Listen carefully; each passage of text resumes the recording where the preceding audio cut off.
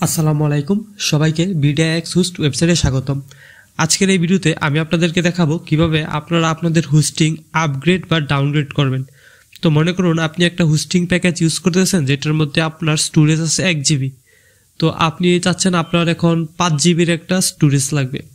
তো আপনি চাইলে সহজেই 1 GB থেকে 5 GB-তে এই হোস্টিং প্যাক আপগ্রেড করতে পারবেন বা 5 GB থেকে 1 GB-তে চলে আসতে পারবেন।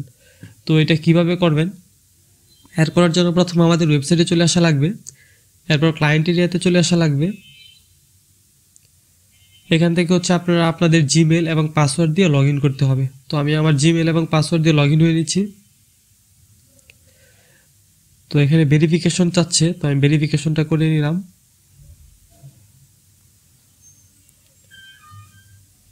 তো আমার চলে আসছে।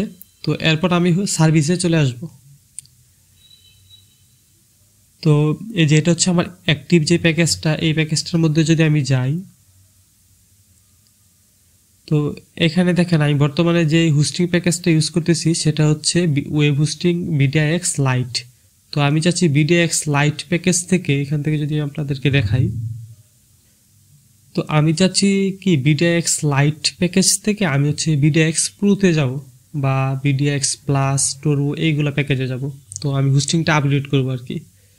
তো এর জন্য কি করতে হবে, আপনার এই হোস্টিং এর মধ্যে চলে আসলে আপনি এই বাম সাইডে দেখতে পারবেন আপগ্রেড ডাউনগ্রেড নামে একটা যে অপশন চলে আসছে। তো আমরা এই অপশনে ক্লিক করব। তো এই আপগ্রেড ডাউনগ্রেড করার আগে একটা জিনিস সবসময় মাথায় রাখতে হবে, সেটা আপনার যদি আগের কোনো পেমেন্ট বাকি থাকে তাহলে কিন্তু আপনি আপগ্রেড ডাউনগ্রেড করতে পারবেন না। আপনার যদি আগের মাসের বা এই মাসেরই যদি কোনো ইনভয়েস বাকি থাকে, আনপেড থাকে, তাহলে সেটা আগে কিন্তু পে করে নিতে হবে, এরপর আপনি আপগ্রেড বা ডাউনগ্রেড করতে পারবেন। তো আমি এখন আমি আপগ্রেড বা ডাউনগ্রেড কোনটাতে করব?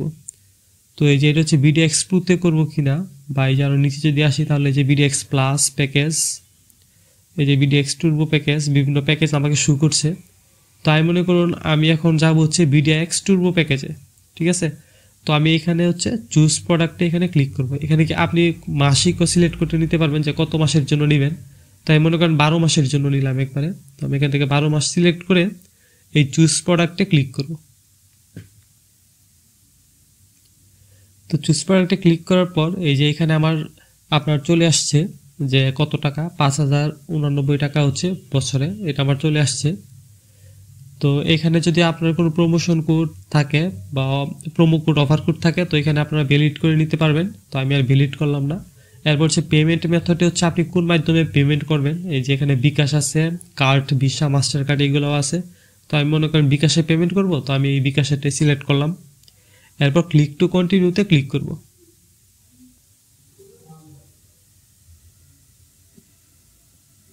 তো এই যে আমার চলে আসছে।